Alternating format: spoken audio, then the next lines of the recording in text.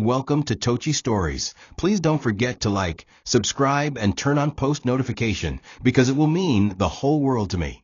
Now let's get right into the story. Brace yourself. The room was silent, save for the soft hum of the air conditioner and the ticking of the gold-plated wall clock.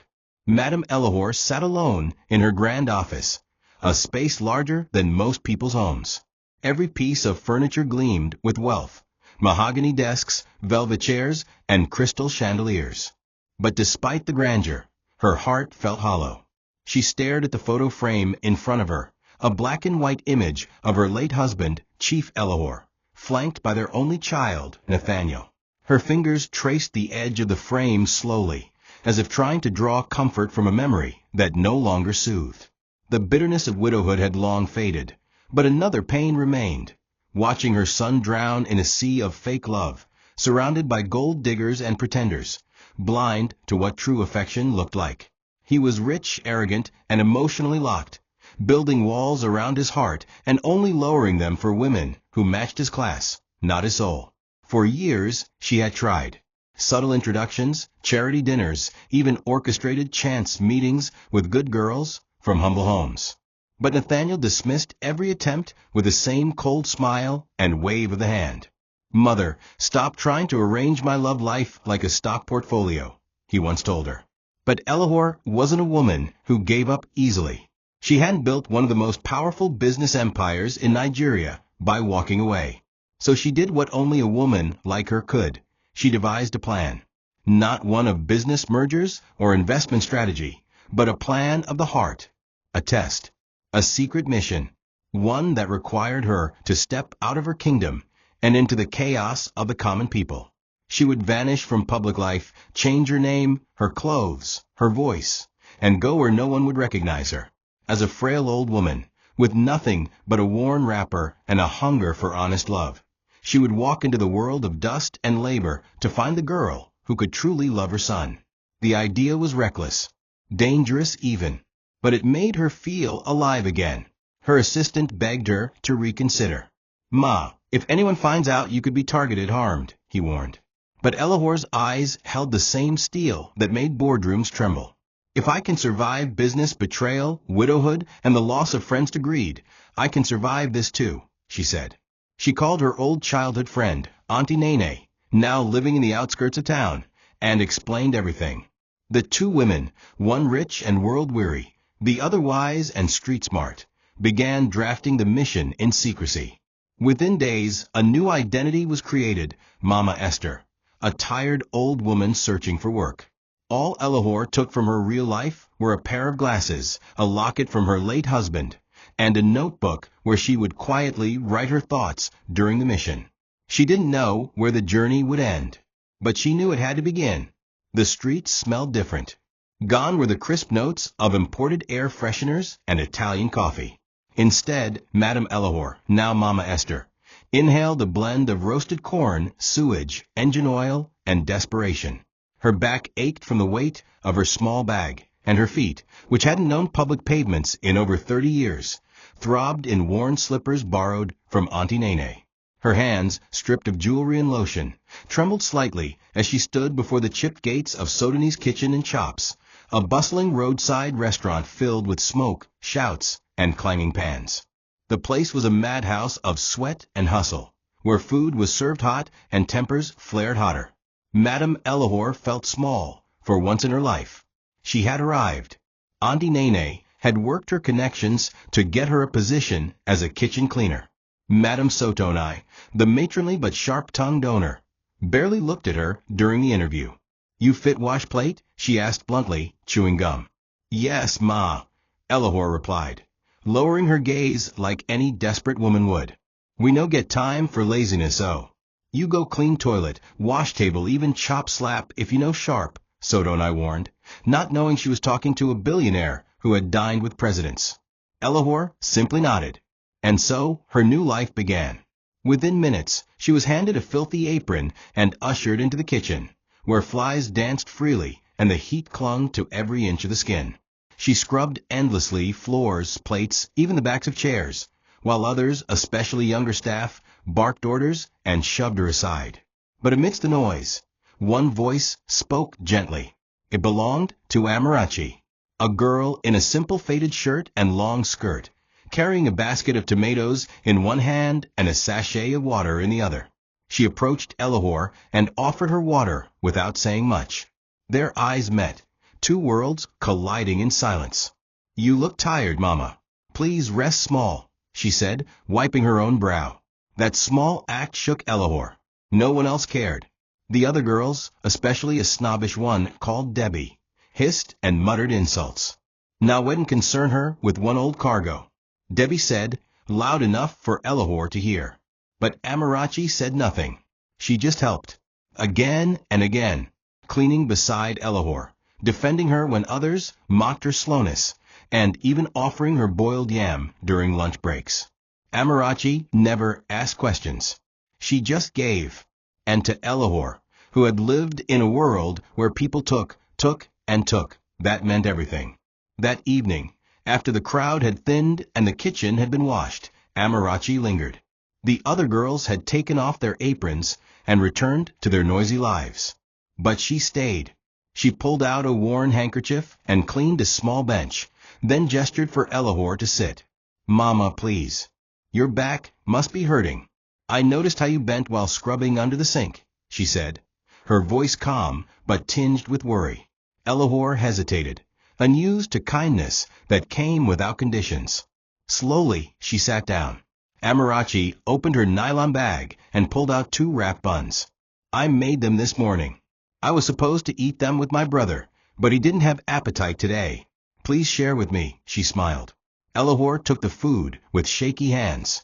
No one had ever offered her something that simple, with that much sincerity. They ate in silence at first. Then Amarachi began to speak. Her words weren't loud or self-pitying, just matter-of-fact. She spoke about her younger brother, Ikenna, who was chronically ill and in and out of hospital. Their mother had passed from a stroke after years of stress and debt. Amarachi had taken over as both parent and provider, juggling her sales job during the day and helping out at the restaurant at night. "Sometimes I just want to cry," she said, then smiled faintly. "But I don't like people seeing me weak, so I laugh instead." Elahor's eyes stung. The girl's strength reminded her of her own younger days, before money dulled pain and servants softened hardship. She reached out and touched Amarachi's hand. "You are stronger than you know," she whispered. That night, back at Auntie Nene's house, Elahor wrote in her notebook. Her hands trembled not from exhaustion, but emotion. "Today, someone gave me water, without knowing my name, without asking for mine. Her name is Amarachi. Her back is bent from burden, but her soul stands tall. I must know her more, for my son, for myself." She closed the book, wiped her tears, and stared at the ceiling. Her mission had just begun, but her heart was already feeling things it hadn't felt in decades. It wasn't just about her son anymore. Amarachi had stirred something deeper. A glimpse of raw humanity, stripped of gold and titles. A quiet flame in a world drowning in noise. And Elahor knew, for the first time, that maybe, just maybe, she wasn't the one testing love. Love had come to test her. From the top floor of the restaurant's administrative section, Madame Sotonai peered through her tinted glass window with a narrowed gaze. She had begun to sense something off about the new old woman who'd joined them as a cleaner. Something about the way she carried herself. Too graceful for someone supposedly battered by life. And she didn't beg like the others.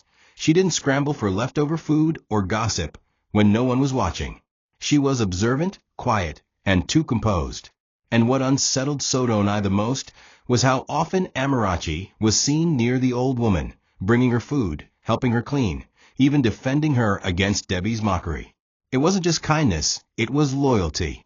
And Sotonai, who had risen through scheming and ruthlessness, didn't trust loyalty when it bloomed naturally. To her, no kindness came without a secret agenda. She decided to act. That evening, she summoned her nephew, Tiga, a lean, street-smart young man with a smooth tongue and a flair for manipulation. Tiga had grown up in her shadow, absorbing her twisted version of loyalty. Protect the family, lie if you must, destroy before you are destroyed. Tiga, she said, folding her arms as he entered, there's a new one in the kitchen. Old, fragile, too quiet. I don't like her. He shrugged and sat casually. So fire her, auntie. But Sodonai shook her head. No. I want to know who she is. Where she came from. What she wants. I don't like people who blend in too easily. She lit a cigarette, puffed once, and smiled darkly. Pretend you care. Be kind. Say you're new too. Watch her. And that Amarachi girl too. Something about their friendship makes my bones itch. Tiga, always up for mischief, agreed. He had no idea his assignment would end up pulling him into a war bigger than he could imagine. The next day, he arrived at the restaurant with a fake story about looking for work and quickly convinced the manager, on Sodoni's instruction, to place him as a new assistant in the kitchen. He made his presence felt with his usual charm, offering to help the girls with water, lifting crates, and cracking jokes. Amarachi, ever cautious, didn't warm up easily, but the other girls, including Debbie, began enjoying his attention. He would sit beside Elahor during lunch breaks and offer her fruits, watching closely how she reacted to certain names and phrases he dropped. You remind me of someone, he'd say slyly, testing her facial expressions. But Elahor remained calm. Yet he noticed something strange, the way she scribbled in a small notebook during breaks, and how she sometimes stared too deeply at people when they weren't looking. She's watching us, Tiga whispered to Debbie later that night. But who was watching her? What began as a simple surveillance task slowly stirred paranoia in him. He couldn't explain it, but something about the old woman made his skin crawl. And that was exactly what Elahor wanted. Amarachi stood outside her tiny rented apartment that night, staring at the moon while the sound of her brother's cough echoed from inside.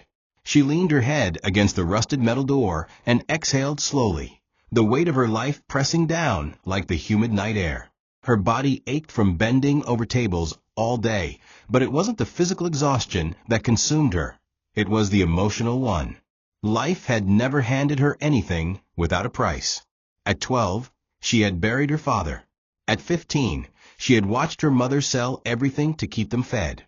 And by 17, she was already fending for herself in a city that devoured the poor.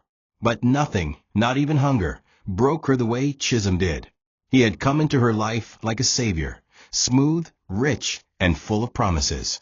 She gave him her heart, her loyalty, and eventually her body. He gave her betrayal in return. He accused her of stealing from him, a gold wristwatch he had likely misplaced or planted himself. Before she could defend herself, he had spread the rumor among his social circle. She became the thief girl. Her small shop was vandalized, her customers disappeared, and she was publicly humiliated. But what tore her apart most was not the shame. It was the realization that love could be used like a weapon. Since then, Amarachi swore to never open her heart again. She built walls, not out of pride, but out of fear that giving someone access to her vulnerability could destroy her all over again. That's why she preferred silence. That's why she worked double jobs and buried her emotions in care for others, especially her brother Ikenna. He was the only part of her heart she allowed to remain exposed. Every other piece was hidden behind layers of pain, trust issues, and cautious smiles. She thought about Mama Esther, the old woman she had been drawn to for reasons she couldn't explain. There was something familiar about her, not in appearance, but in energy. Like a part of Amarachi, saw herself in the woman's silence. A dignity in the way she endured insults and still remained calm. That afternoon, Amarachi had overheard Debbie mocking the old woman again, and she had quietly cut her off. You don't know her story. Don't assume because she's old and quiet she's weak, she had said. Debbie rolled her eyes and walked away. But the words stayed with Amarachi. Maybe deep down, what she saw in the woman wasn't just shared suffering. Maybe it was a silent mirror reflecting what she had become. Someone still hoping for light in a world full of shadows. Her heart, though guarded, longed for someone to prove her wrong, to love her for once, and mean it. The first time Nathaniel stepped into Sodoni's restaurant, the air shifted. Customers paused, mouths hanging open mid-bite. His designer shoes barely touched the dusty floor before the restaurant manager sprang forward in a flurry of bows and nervous laughter. "Sir, we didn't know you were coming. Please, take the VIP seat." But Nathaniel wasn't interested in fanfare. His mind had been preoccupied since his mother's sudden disappearance. He suspected she was plotting something strange, as she often did. But he needed distraction, and his friend had jokingly recommended the restaurant as a place where the real people eat. That recommendation turned out to be far more accurate than expected. As he sat, his eyes scanned the room until they landed on a young woman wiping down the far end of the table. Her hair tied in a worn scarf, her dress modest, but her eyes unshakably firm.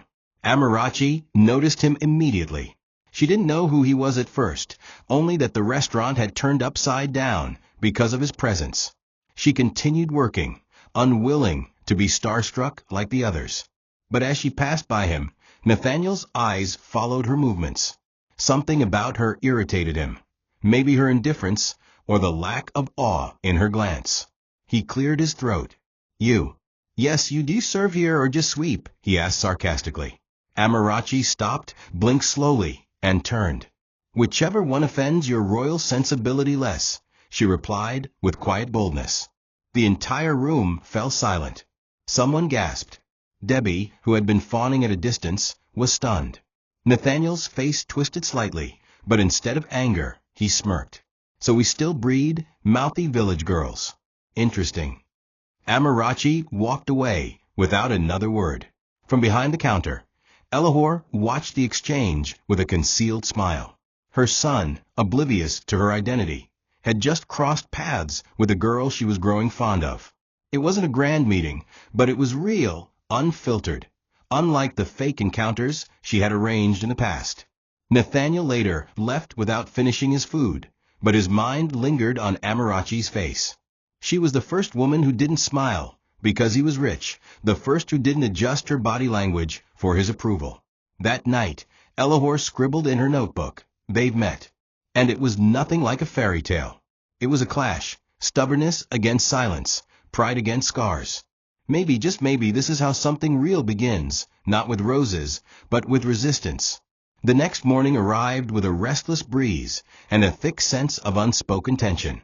Madame Elahor dragged her aging body into the restaurant's back kitchen before dawn, just as she had done the day before. Her back ached, but her spirit remained steady, strengthened by a silent vow to see this mission through. What she didn't expect, though, was Amarachi already there, kneeling beside the leaking sink, wringing out rags with one hand while sipping Gary water with the other. "You're here early," Elahor said softly, dropping her bag beside her. Amarachi gave a tired smile. "Sleep is a luxury I lost years ago, Mama." That line settled deep in Elahor's chest. She crouched slowly beside her, gently taking the rag from her hand, surprising the younger woman. "Let me do this. My hands need the rhythm," she said, voice quivering from more than just age. They cleaned in silence, but the energy between them hummed like old friends sharing pain without speaking of it. As the restaurant filled, the usual insults resumed. Debbie, irritated by Amarachi's closeness to the old cleaner, made loud jokes within earshot. "Maybe Amarachi Day find Mama inside dustbin. Or she day build family with beggars now," she cackled. Others laughed, but Amarachi stood unshaken. She had grown immune to empty noise. Later, when one of the plates slipped from Elahor's grip and shattered on the floor, Madame Sodonai stormed from the kitchen, shouting curses and threatening to deduct the broken plate from her wages. Elahor bowed her head humbly. But before Sodonai could walk away, Amarachi stepped forward. "I broke it," she lied calmly, meeting Sodoni's eyes without flinching. There was a frozen pause. "Why would you lie for her?" Sodonai snapped. "Because she's not as strong as you think she is. And maybe I'm tired of people being punished for existing," Amarachi replied, wiping her hands and walking away. Elahor blinked away tears. It had been a long time since someone stood in the fire on her behalf. That evening, back at Auntie Nene's house, Elahor could barely contain the storm within her. She sat by the oil lamp with her notebook open, scribbling with a kind of urgency she hadn't felt since her husband's death. Amarachi doesn't know it yet, but she has protected more than my bones. She's protected my faith. In a world full of glittering demons, she has remained soft. Not weak, soft. And in her softness, she's braver than any woman I've known. Auntie Nene, sitting across with her knitting, looked up and sighed. You're falling too deep, Elahor. Don't lose yourself. But Elahor smiled faintly. Maybe losing myself is how I'll find something pure again, she whispered. That night, she dreamt of her late husband, not in a suit or his office, but sweeping a dusty floor beside her, laughing. Tiga had always been good at smiling with his teeth while hiding daggers in his hands. It was a skill inherited from his Aunt Sodonai, perfected through years of petty scams and street-level deceit.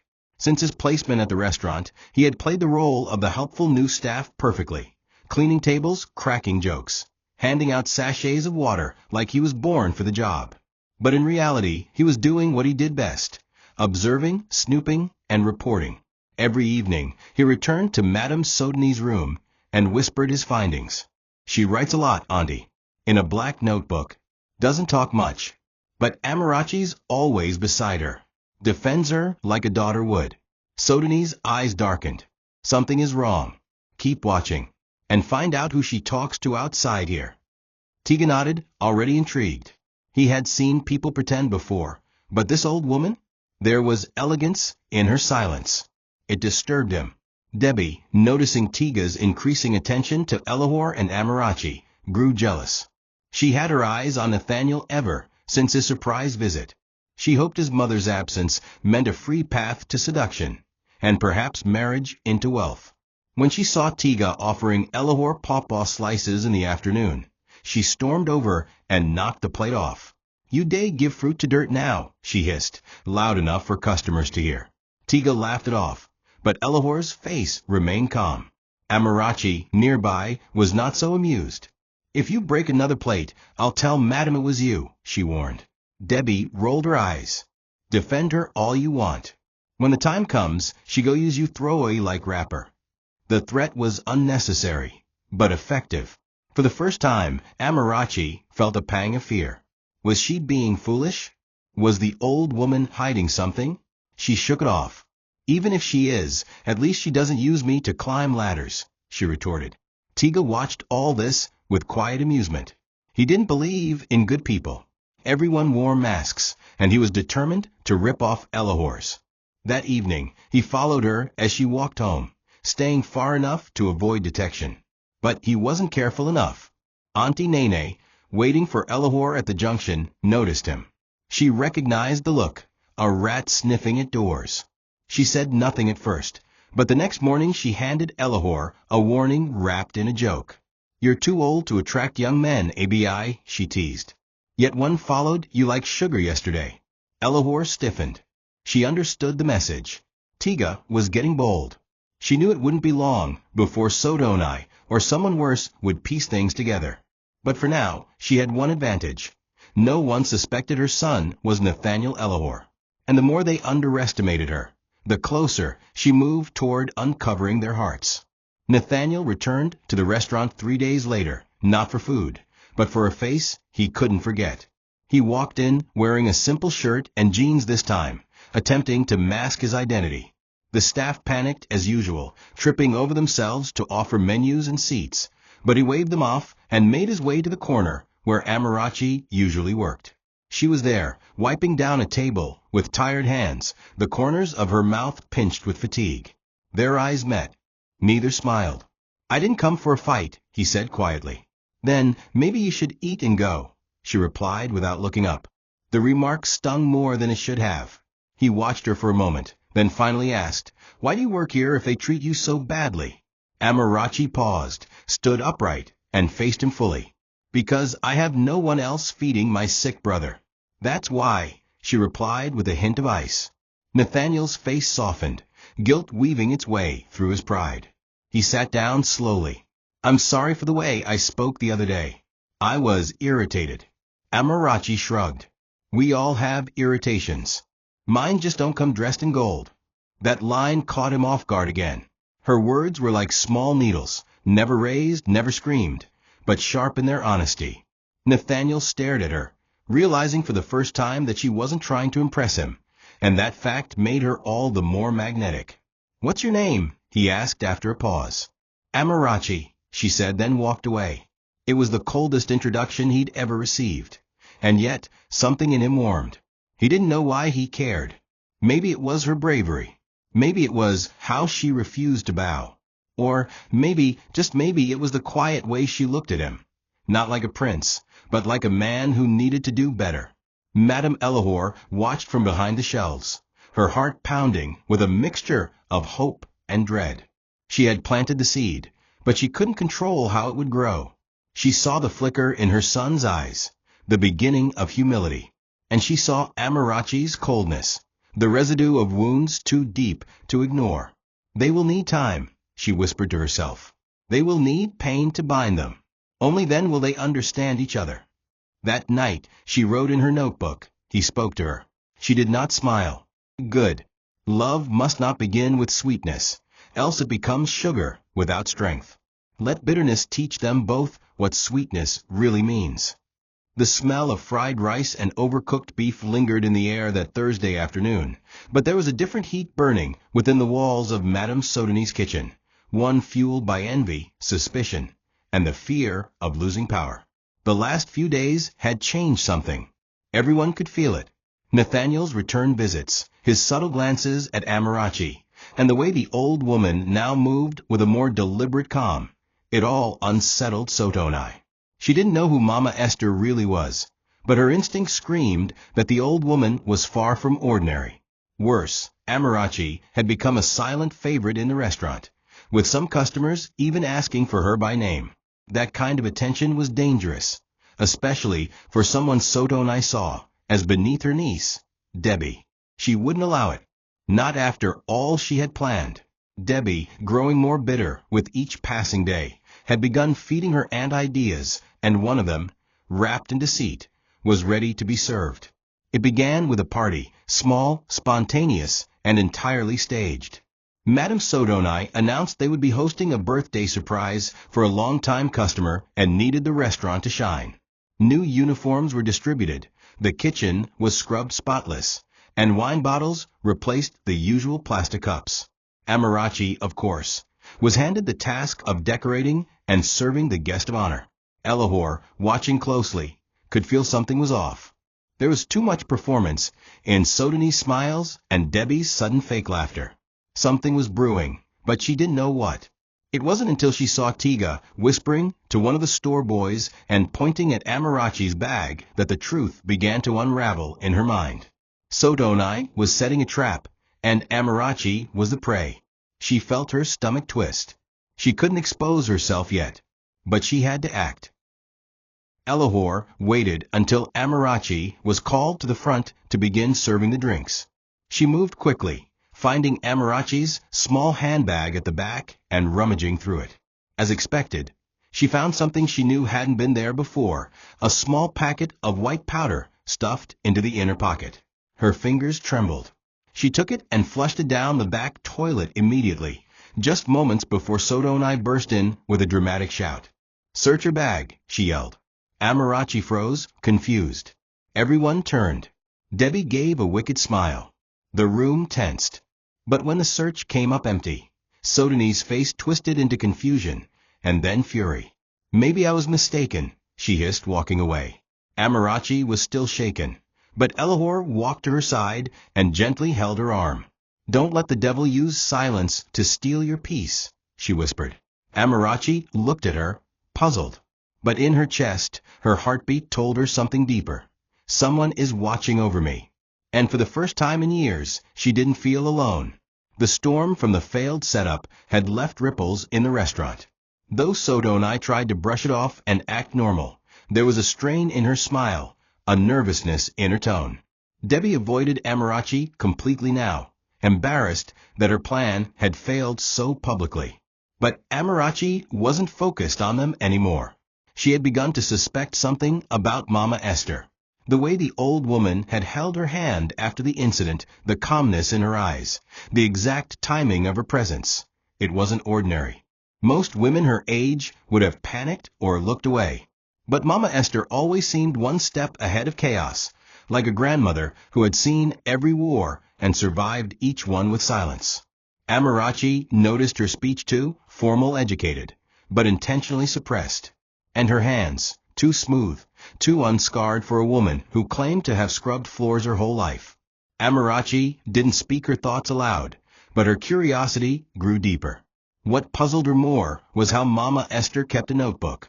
Most of the staff never paid attention to it, assuming it was for prayer points or shopping lists. But Amarachi once caught a glimpse of words too neat, too precise. Dignity in a girl who walks barefoot is still dignity. Gold should fear her. That sentence haunted her all night. Who was this woman? Why was she here? Amarachi debated confronting her, but something held her back. She respected boundaries, especially from those who showed her kindness. Meanwhile, Tiga had begun digging deeper. After his failure to expose Amarachi, he became obsessed with Mama Esther. One day, he followed her after closing hours again. This time, he saw her enter a modest compound. He waited until she left the next morning and bribed a local child to ask around. What he found stunned him. The landlady had no record of rent payments from Mama Esther. The room had been secured by a woman named Nene, a name he knew, a name connected to someone from high society. Tiga rushed back to Sodonai and spilled what he knew. Sodonai nearly dropped her wine glass. Nene? As in Nene Idoma? The friend of Elahor. The name alone brought sweat to her palms. Years ago, Elahor had publicly humiliated her during a board dispute. The woman was said to be ruthless in business, unshakable in court, and untouchable by power. If this old cleaner was somehow connected to her, Sodoni's heart raced. What if it's her? She whispered. What if Elahor is the one working here, watching us? The very thought sent chills down her spine. She reached for her phone, trembling. It was time to call Chief Okonkwo, her old partner in business betrayal, the one man who hated Madame Elahor enough to want her ruined, even dead. We found her, she texted. And with that, the game shifted. What started as a test of love had now turned into a battlefield where old enemies sharpened their knives in the shadows. It happened on a night when the clouds refused to hold their reign. The sky was angry, dark, and wide with thunder. The restaurant had closed early because of the weather, and most of the girls had scattered home before the streets began to flood. Only Amarachi and Mama Esther remained, cleaning the kitchen, laughing softly for the first time. Amarachi had just shared a story about her brother trying to bake bread with Gary, and the old woman had let out a deep belly laugh that surprised even herself. You make me forget how painful life can be, Elahor had whispered. You make me remember how it used to feel to laugh without fear. They didn't know they were being watched. They didn't know that 3 men had already scaled the compound fence, silent as smoke, their eyes trained, their mission clear. Extract Madame Elahor, dead or alive. The first sound was glass shattering. Amarachi jumped, dropping the rag she was holding. Elahor's body went stiff as she turned toward the back door. Before she could speak, a figure in black lunged from the shadows. Amarachi screamed, instinctively shoving Elahor backward and picking up a wooden stool. Stay away from her, she shouted. But there were 3 of them, masked, armed, and ruthless. They knocked Amarachi aside and grabbed the old woman. One of them ripped off her scarf and stared into her eyes. It's her, he growled. Madame Elahor. She didn't scream. She simply stared. But Amarachi, bruised and bleeding, crawled to the closest fire extinguisher and sprayed blindly into the attackers' faces. One screamed. She swung again, hitting another with a metal tray. But before she could reach the door, a boot came down hard on her back. She collapsed. The police arrived minutes later, tipped off by a frightened neighbor who heard the chaos. The attackers scattered, but not before leaving Elahor bloodied and Amarachi unconscious. The restaurant was in ruins. Nathaniel, who had received a cryptic message from an unknown number, "Your mother is about to die. Come now," stormed into the hospital an hour later, pale and disoriented. He didn't expect what he saw. His mother with tubes in her arms, her face bruised, and a girl lying beside her with a fractured arm and swollen face, the same girl he had once called just another beggar. His knees buckled. "What happened?" he asked, voice cracking. Elahor turned her head slowly and whispered, "She saved me." Then she added something else that shattered everything he thought he knew. "Nathaniel, meet Amarachi, the woman your arrogance nearly lost forever." Silence fell over the hospital room like an invisible blanket, heavy, suffocating, thick with revelations that shattered the air between mother and son. Nathaniel stood frozen, staring not just at his mother's wounded face, but at the truth hiding beneath it. The old woman he had mocked, ignored, and underestimated was none other than Madame Elahor, billionaire, matriarch, strategist, and now a victim of a near-fatal attack. His lips trembled as he struggled to process it. You were there the whole time?" he finally whispered. Elahor managed a faint smile despite the pain wrapping her body. "Yes, and I've never seen more truth than I did in that kitchen.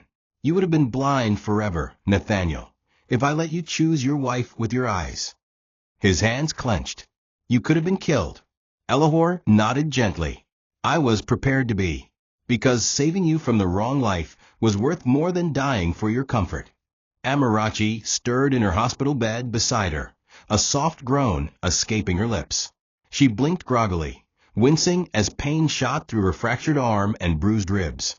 Nathaniel turned toward her, his heart breaking anew. This was the same girl he insulted not long ago, calling her a beggar.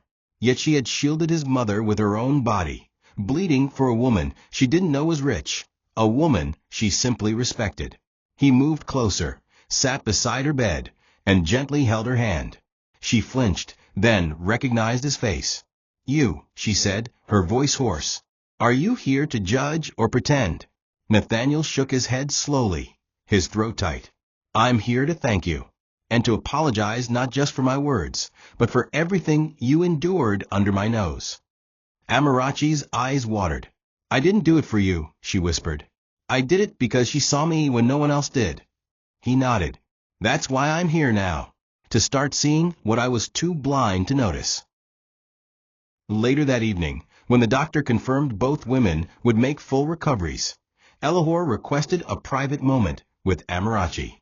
The girl was hesitant, overwhelmed, still unsure of what to believe. "You're Madame Elahor," she said bluntly. "Why would a woman like you mop floors in a dirty restaurant?" Elahor smiled, reaching for her notebook and flipping to the last page. "Because I was tired of people pretending for my money. I needed to find someone who would love with their heart, not their eyes. And then I met you." Amarachi looked away, uncomfortable. "But I'm not anyone.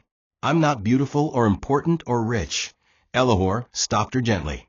"You are everything I prayed for my son. You don't need a crown to be a queen, Amarachi. You already rule with kindness." Amarachi's lips quivered. She had been taught never to dream too high. But for the first time, someone was telling her not to lower her soul to fit a world that only praised aloud. In that moment, something within her cracked open. Not love, not yet, but a beginning. When Amarachi returned to her small apartment 2 weeks later, the city felt different. The streets she once walked with quiet shame now seemed to bow with respect. Neighbors stared longer, whispered kinder, and she even overheard someone say, "Nashue saved that big woman, oh." But Amarachi didn't feel like a hero. Her body still bore the bruises of that night, and her heart remained guarded, not from physical danger, but from the unfamiliar attention now flooding her life. Madame Elahor had insisted she stay in her mansion during recovery, but Amarachi politely declined. She needed space to think, to breathe, to remember who she was before everything changed. The simplicity of her old mattress, the familiar leaky roof, and her brother's laughter helped her feel real again. Yet a part of her was undeniably shaken. She couldn't go back to being invisible, not now. Nathaniel visited daily at first, bringing medicine, warm food, and soft words, none of which Amarachi trusted yet. He didn't come with bodyguards anymore. No luxury cars or gold chains.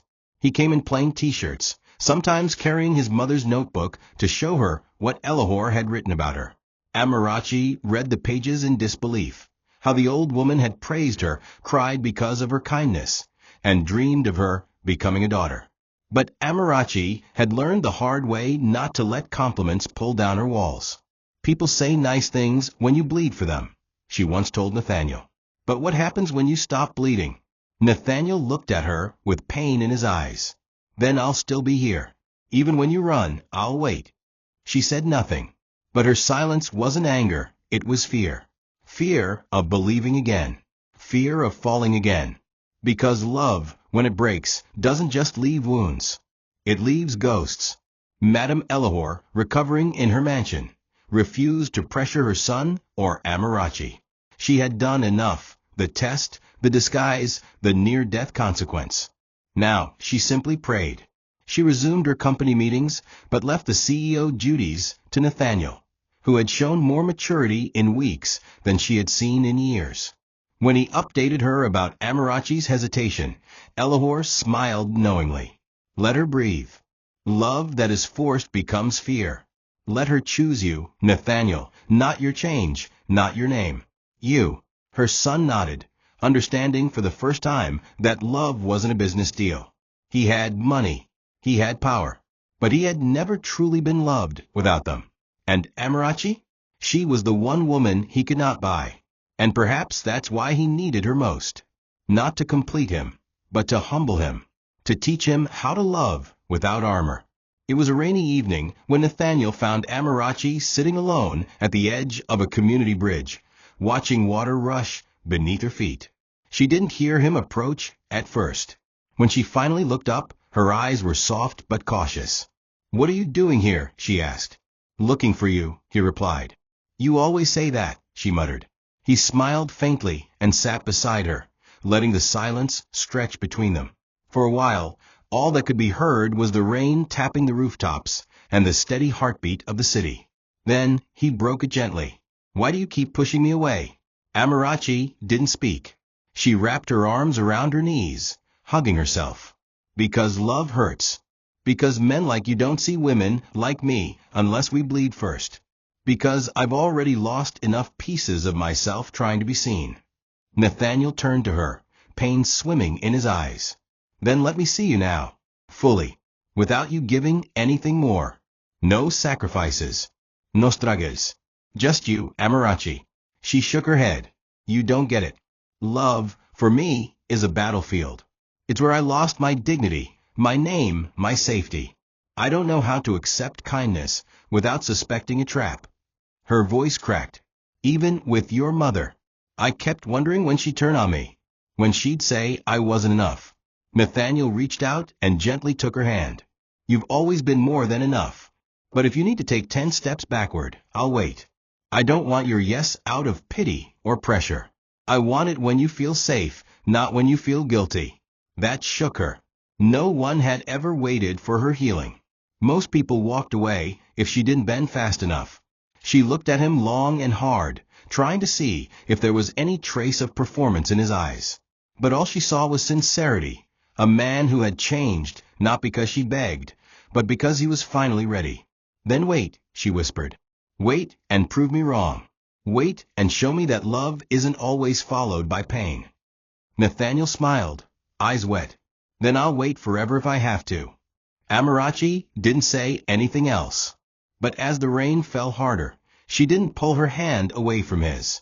For the first time, she let him sit beside her, not as a stranger, not as a savior, but as a man willing to earn her love without force. And sometimes that's how healing begins, not with a grand declaration, but with two people sitting in the rain, in silence, learning how to believe again. Amarachi stood in front of Madame Elahor's massive gates the next morning, unsure why her feet had carried her there. The mansion loomed like a palace, whitewashed walls, polished floors, glass doors that gleamed like diamonds. She had refused the invitation many times, insisting she wasn't ready for that world. But something within her had shifted. Maybe it was Nathaniel's words the night before, or perhaps the ache in her chest from always running. She pressed the bell gently, her heartbeat echoing louder than any chime.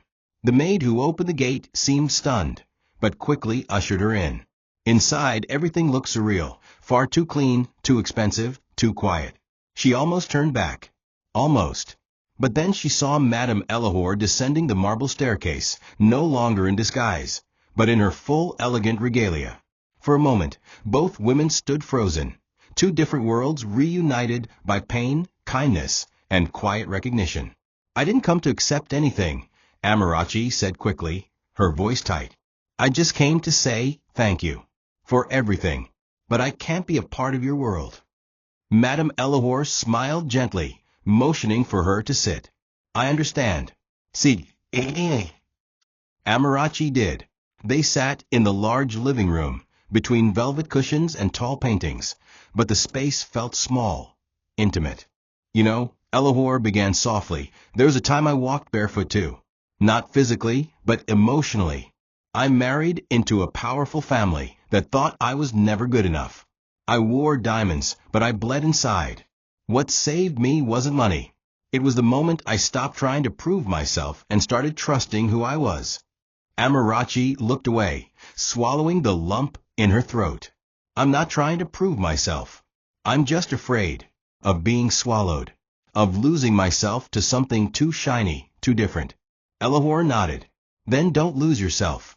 Bring your world into ours. Let us taste your Gary bread and your brother's laughter.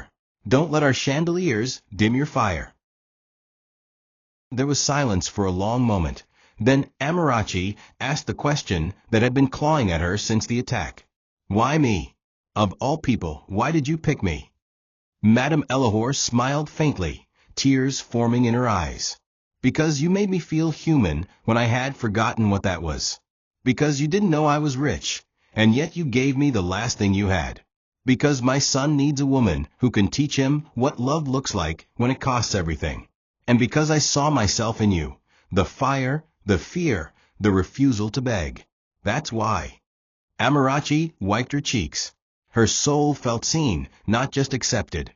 It was the first time someone of such power didn't try to mold her, but instead gave her permission to remain unshaped. She stood slowly. "I still don't want your gifts," she whispered. "But I can't keep running from your kindness either." Elahor rose and took her hand. "Then let's walk together, one day at a time." The restaurant was quiet that morning, the scent of akara and plantain still lingering faintly in the air. Most of the girls had left for the market. Madame Soto and I had taken the day off. But Nathaniel stood in the middle of the place, like a man on a mission. He wore a plain white shirt and jeans, no designer label, no entourage, just himself. In his hand was a small velvet box, but it wasn't about wealth or diamonds. It was about vulnerability, about apology, about trying to rewrite a story that had started in cruelty and disbelief. He stood near the counter for a moment, glancing around at the walls where he had once mocked Amarachi, remembering the way she'd looked at him that day with eyes full of quiet defiance. Now he wanted to kneel before that strength and ask for something he never thought he'd crave, the right to be forgiven. When Amarachi finally walked in, her shock was immediate. "What are you doing here?" she asked, voice steady but guarded. Nathaniel said nothing at first. He slowly walked to the very spot where he had insulted her the first time, knelt on one knee, and placed a small box on the ground. "I came to return what pride took from me," he said softly. "I came to ask, not for your hand, but for your trust. I want to start again, not as a billionaire son, not as a man who nearly missed his miracle, but as someone who knows now that love must be earned." Amarachi stood frozen, breath shallow, eyes wet. The other girls had begun to gather, watching in awe as Nathaniel remained on his knee, unshaken by the floor's dust or the whispers around him. "I don't deserve you," he continued, "but I want to spend the rest of my life trying to learn how to." Amarachi didn't move. Her fingers trembled as memories surged, betrayal, broken promises, nights spent feeding her sick brother with nothing but hope. She looked at Nathaniel and saw not a rich man, but a man stripped of ego, covered in remorse, and desperate to rewrite what he had ruined. Slowly, she stepped forward, knelt beside him, not out of submission, but out of courage. "I'm still healing," she whispered. "Still afraid. Still broken in places you can't see." Nathaniel nodded, tears falling freely now. "Then let's break together. and rebuild. She didn't say yes, but she didn't say no either. And when she picked up the box and placed it in his hand without opening it, the entire restaurant seemed to exhale. Sometimes love doesn't need words, just two people on their knees, in a place once filled with shame, now covered in grace. Amarachi didn't expect the past to return so quickly. But then again, heartbreak never asks for permission. It was a Friday morning when she saw him, standing across the street from the grocery shop, leaning against a rusted Corolla with arrogance still painted across his face. Chisholm, the man who once claimed to love her, who then accused her of theft and publicly shamed her, now stood in dusty jeans and a faded shirt, his posture still proud, his eyes still calculating. Amarachi's stomach turned. For a moment, she froze, trying to decide if she should cross the street or disappear. But Chisholm made the choice for her. "Amara," he called out. Loud, careless, like nothing had changed. "You look good. Money day show now, ABI." She turned slowly, her face calm but cold. "What do you want?" she asked. He grinned. "A little thank you would be nice. If not for me, maybe you never for learn how men be." She laughed bitterly. "You think you broke me?" she asked. "You sharpened me." Chisholm's smirk faded. He stepped closer. "I know you day run with that billionaire boy now. But remember say, Nami build you. I fit still scatter you." Amarachi didn't flinch. "You built nothing but the lies I burned to rise." But his threats were not empty. Later that evening, she received a message with photos, fake ones, manipulated to look like she had once slept with him for money. "Give me $5 million," the message read, "or I go scatter your life." Amarachi broke into tears. Not from fear, but exhaustion. Was there no end to fighting for dignity? She told Nathaniel. At first, he was furious, not at her, but at himself for not being there when the past came knocking.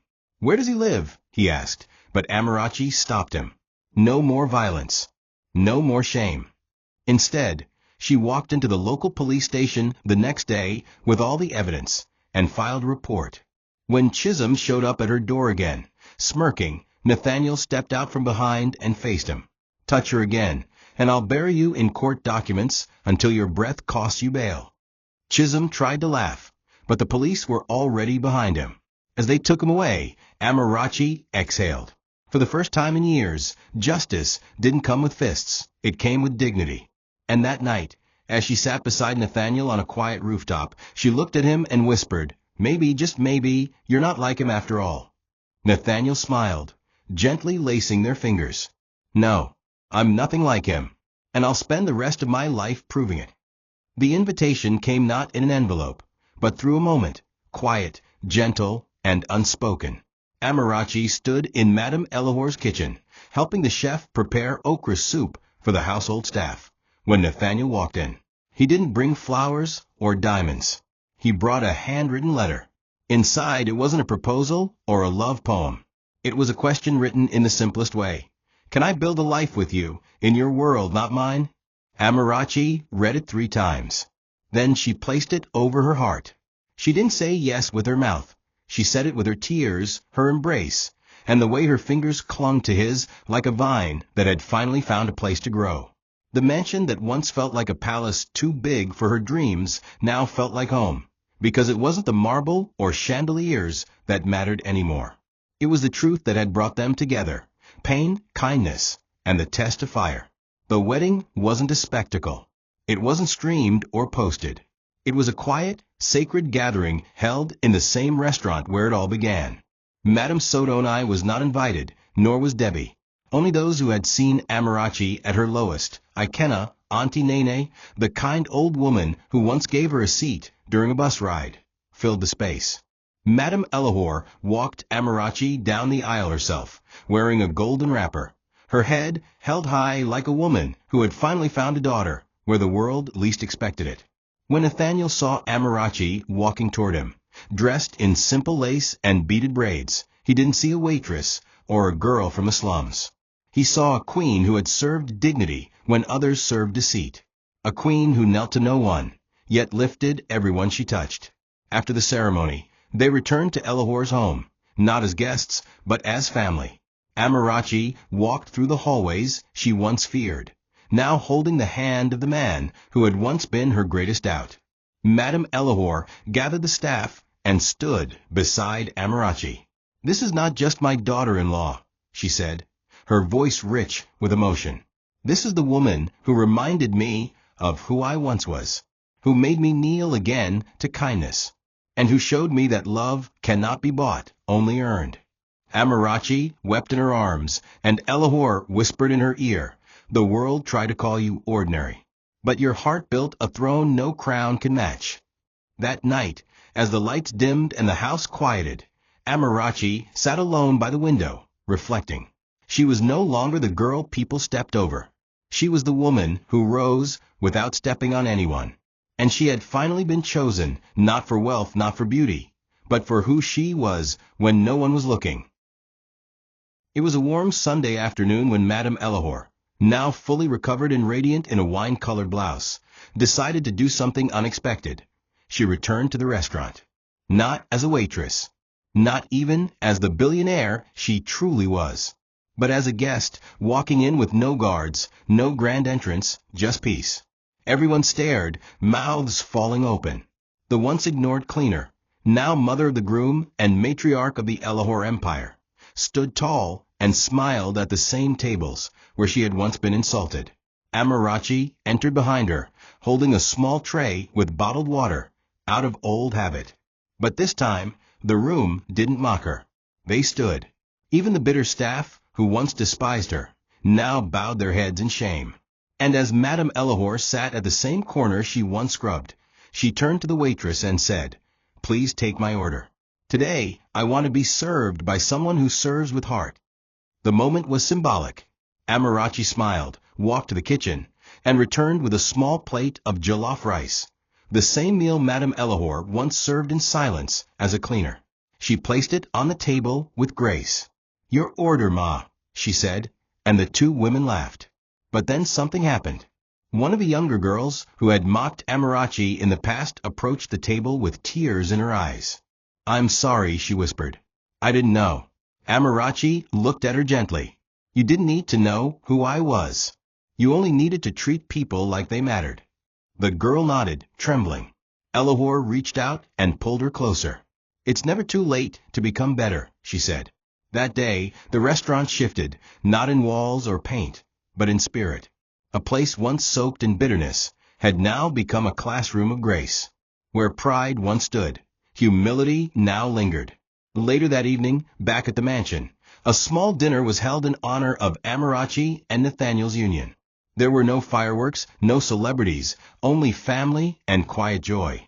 Ikenna, now healthy and happy, raised a toast. "To my sister," he said, "the girl who taught the world that strength wears an apron." Nathaniel smiled proudly, pulling Amarachi close. Madame Elahor watched them, her eyes shining with tears she didn't wipe. Her plan, born out of desperation and hope, had brought her not just a daughter for her son, but a daughter for herself. As the family sat to eat, Elahor lifted her glass. "To love," she said. "Not the loud kind, not the perfect kind, but the kind that walks through fire, holds your hand through silence, and teaches you how to sit with your past and not run from it." And as Amarachi leaned into Nathaniel's shoulder, smiling through the ache of everything she survived, one truth rang louder than any celebration. Love had finally sat at her table. And it wasn't leaving. Thank you for watching this video. What did you learn from this story? Drop it in the comments. Please make sure you like, comment, and subscribe to my YouTube channel TOCHI Stories for more.